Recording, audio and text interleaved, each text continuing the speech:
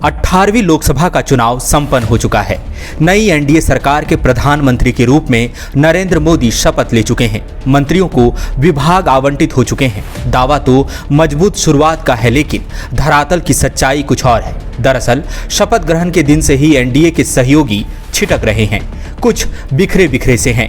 BJP ने कोशिश तो की है कि कुनबा सिमटा रहे, लेकिन मंत्रिमंडल के गठन में समीकरण ही कुछ ऐसे साधे हैं कि एनडीए के सहयोगी दल नाराज चल रहे हैं।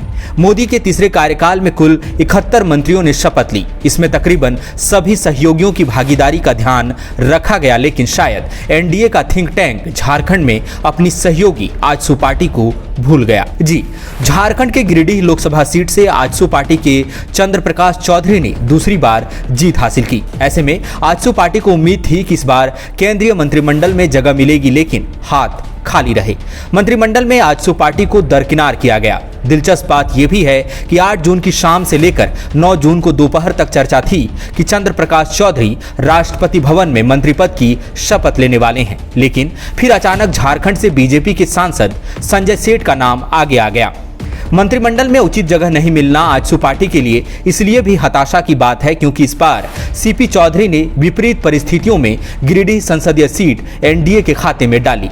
दरअसल यहां उनके सामने झारखंड मुक्ति मोर्चा के दिग्गज नेता मथुरा प्रसाद महतो और युवा प्रत्याशी जयराम महतो के रूप में दोहरी चुनौती थी। विपक्ष ने इस सीट पर सीपी चौधरी के खिलाफ नकारात्मक अभियान भी चलाया। बावजूद इसके सीपी चौधरी जीते। अब ऐसे में जब मंत्रिमंडल में जगह नहीं मिली तो नाराजगी लाजमी है। एनडीए में आजसू पार्टी की नाराजगी की खबरों को पुष्टि इस बात से भी मिलती है कि पार्टी के सुप्रीम नेता सुदेश महतो मोदी के शपथ ग्रहण समारोह में शामिल नहीं हुए, जबकि वह दिल्ली में ही थे। इतना ही नहीं, उन्होंने न तो इसका कोई कारण बताया और न ही कोई प्रतिनिधि भेजा। खबरें ये भी है कि गोमिया से आजसू पार्टी के विधायक लंबोदर महतो ने भी शपथ ग्रहण समारोह से किनारा कर लिया, जबकि वह दिल्ली इसी उद्देश्य से गए थे।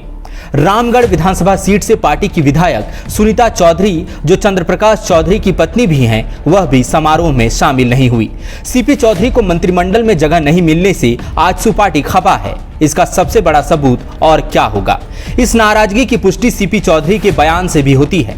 सांसद सीपी चौधरी ने एक अखबार से बातचीत में कहा कि एनडीए घटक दल की बैठक में सबको उचित प्रतिनिधित्व देने की बात कही गई थी, लेकिन मंत्रिमंडल में दरकिनार किया गया। गठबंधन धर्म कहता है कि सबको सम्मान मिलेगा। अब हम पार्टी स्तर पर विचार विमर्श करेंगे।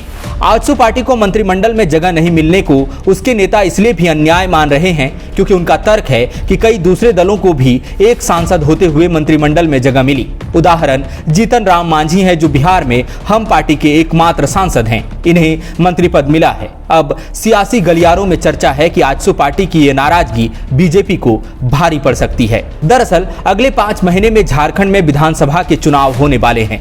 झारखंड में आजसू पार्टी ही बीजेपी की अहम सहयोगी है। 2014 में साथ लड़े तो सत्ता पाई और 2019 में गठबंधन टूटा तो सत्ता गंवाई। आखिरकार जब साथ आए तो रामगढ़ में उपचुनाव जीते। गौरतलब है कि झारखंड में छोटा नागपुर प्रमंडल सहित कई अन्य इलाकों में आजसू पार्टी एनडीए की जीत में अहम भूमिका निभाती आई है। इस लोकसभा चुनाव में बीजेपी को 5 आदिवासी सीटों पर शिकस्त मिली है। ये विधानसभा चुनाव से पहले बीजेपी में शिकन ला चुका है और अब आजसू की नाराजगी इसमें कोढ़ में खाज का काम कर सकती है। झारखंड में कुर्मी महतो समुदाय की बड़ी आबादी है। सुदेश महतो इस समुदाय के बड़े नेता हैं। आजसू पार्टी के साथ इस समुदाय के वोटर्स की विशाल लामबंदी है, जिसका लाभ एनडीए को चाहिए होगा। लेकिन यदि आजसू पार्टी छिटकी तो बीजेपी को दोहरा नुकसान होगा।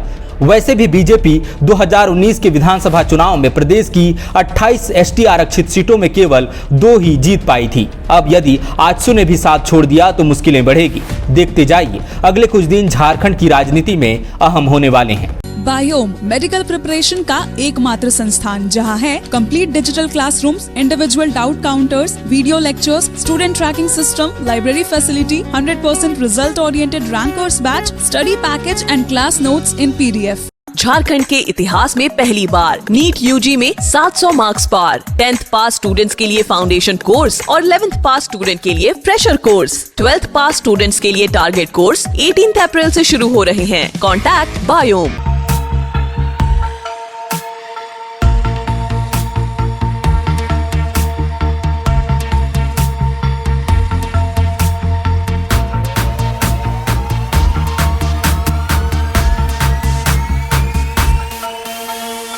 thefollowup.in. Like, share, and subscribe. www.thefollowup.in